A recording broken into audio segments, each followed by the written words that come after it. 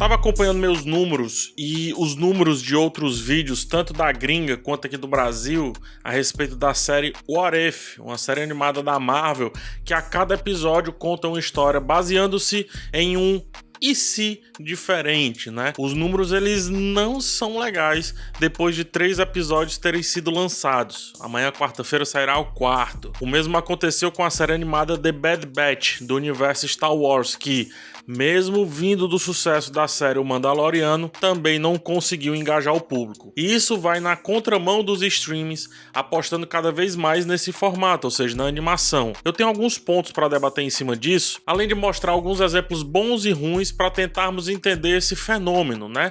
Só que antes, deixa eu te fazer um convite. Eu agora tenho um podcast de cinema e séries na Globo, é o Cena Aberta. Isso mesmo que você ouviu, na Globo. São episódios semanais, dias de terça e sextas-feiras. Você pode ouvi-los em todos os agregadores de podcast e o link tá aqui no primeiro comentário desse vídeo. Vamos lá ao tema, tá? Eu postei no Twitter essa teima de que a animação What If não estava atraindo muita gente. E houveram várias respostas. Só que teve uma certa unanimidade de que as pessoas não estão comovidas com essa série como estavam com as outras 3 da Marvel. Que no caso é WandaVision, Falcão Soldado Invernal e Loki, né? O Raoni deixou um comentário com uma pergunta. Aí abre aspas. Será que é porque não interfere no cânone principal da Marvel e então as pessoas não se veem obrigadas a assistir as animações? Fecha aspas, é a pergunta dele. Eu fiquei pensando sobre isso. Se é o fato de ser a série animada ou se é o apelo em si pelo tema, né?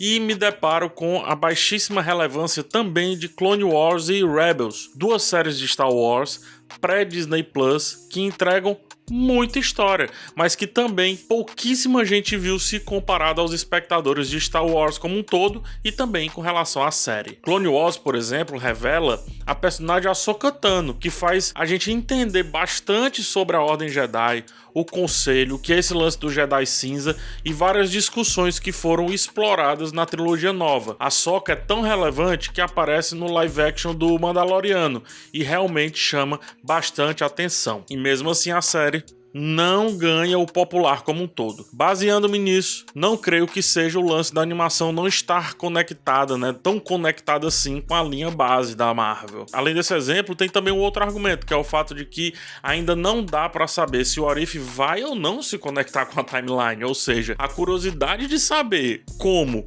ou se isso irá se interligar já chamaria certa atenção. Posso estar enganado, mas é a impressão que fica. E aqui entra o comentário do Pequod Capitã. É assim que tá escrito o usuário dele, tá? Ele fala que gosta, e abre aspas, gosta muito de animações, mas isso é uma barreira para a maioria das pessoas. E várias outras obras ótimas acabam não sendo reconhecidas por conta disso. É o caso de Castlevania, Nightmare of the Wolf, Invincible, são todas ótimas, mas tenho poucos amigos com quem conversar sobre. E aqui ele realmente cita vários outros projetos que não tiveram tanta projeção assim, mas um específico me chama a atenção para quebrar esse argumento. Invincible foi sucesso de audiência, mesmo não sendo uma animação tão bonita assim, e eu vi muita gente dizendo, porque essa animação é ruim. Cara, não é pior do que a animação de Invincible e ela não tá interligada a nenhum universo. Ela é uma animação zero, né? Nova, zerada. O que me lembra também Love, Death Plus Robots, que com 2 temporadas na Netflix é também um grande sucesso. Pegando esse caminho de pensamento, eu começo a destruir o meu próprio argumento que eu joguei no Twitch e também no título desse vídeo. Não parece que as animações afastam, mas que o What If em si tem algum problema específico. Até porque essa história não dava para ser contada de outra forma. Não dava para ser levada em um live action de jeito algum. E aí eu me pergunto, será que seria o grande problema a saturação dos lançamentos da Marvel no Disney Plus, que chegou a enjoar um pouco o público? Os números que eu tenho contam outra história.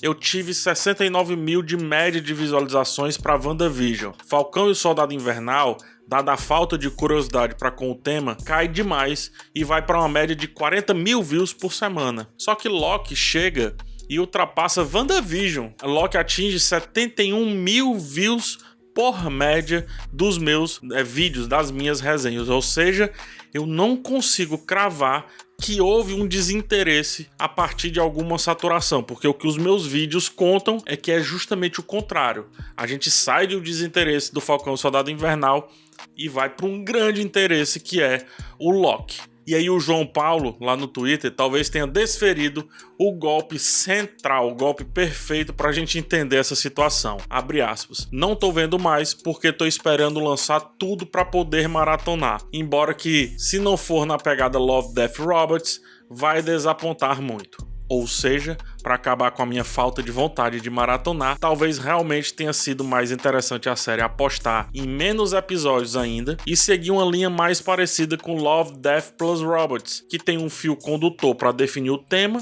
mas que cada episódio apresenta uma animação diferente que juntas ao final nos fazem refletir sobre um tema bem específico.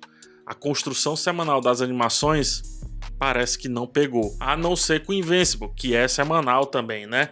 Mas é porque ali a gente tinha uma história interligando tudo e várias confusões acontecendo. Ou seja, se a gente apostasse, a Disney, né? Apostasse, olha eu defendendo a maratona, apostasse no lançamento todo de uma vez só, com episódios de mais ou menos 10 minutos, em contradição aos episódios que são de mais ou menos 30 minutos, talvez a experiência chamasse um pouco mais de atenção. Assim como Love, Death and Robots, né? Que são recortes menores e tem uma linha muito sólida entre um e outro desses recortes, fazendo com que o lançamento de uma vez só tenha um impacto positivo. Talvez seja isso que esteja faltando ao What If. E eu sei, gente, eu sei que você vai comentar: PH, você fez um filme reclamando da maratona, você tá errado. Eu ainda afirmo, na maioria dos casos, a maratona mais atrapalha do que ajuda, principalmente quando falamos de séries longas, de histórias fechadas ou de forte apelo ali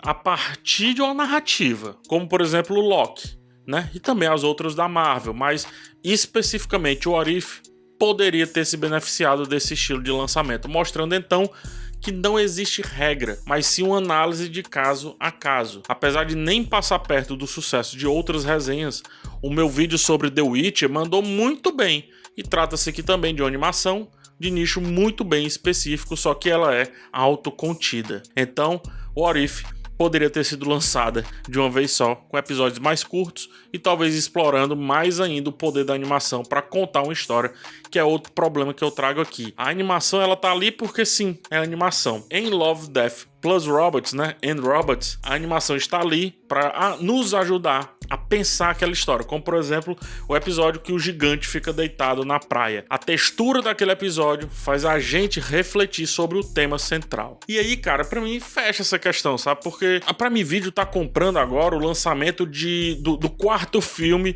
do Hotel Transilvânia por 526 milhões de reais. Eu vou repetir, é quase 100 milhões de dólares, 526 milhões de reais por Hotel Transilvânia 4. Para ser lançado, não é para fazer, é para ser lançado. A Netflix, por sua vez, está organizando cada vez mais as animações no seu catálogo. Tem até estúdio próprio. E a Marvel, ela tá criando uma divisão própria também para esse estilo, né? Para animação, com animadores específicos para a empresa. As animações, elas são muito importantes e talvez elas não afastem tanto assim o público. Voltamos ao lance de como elas são lançadas, né? O que deve resvalar em todos os projetos de streaming daqui pra frente, mostrando que vai muito além de só conceber o filme ou a série e simplesmente colocá-los aí no ar, sem criar um cenário propício para que brilhem. O cenário propício para o What If brilhar deveria ter sido simplesmente lançar todo de uma vez e um pouquinho menor. Felizmente ou infelizmente, aí é com vocês.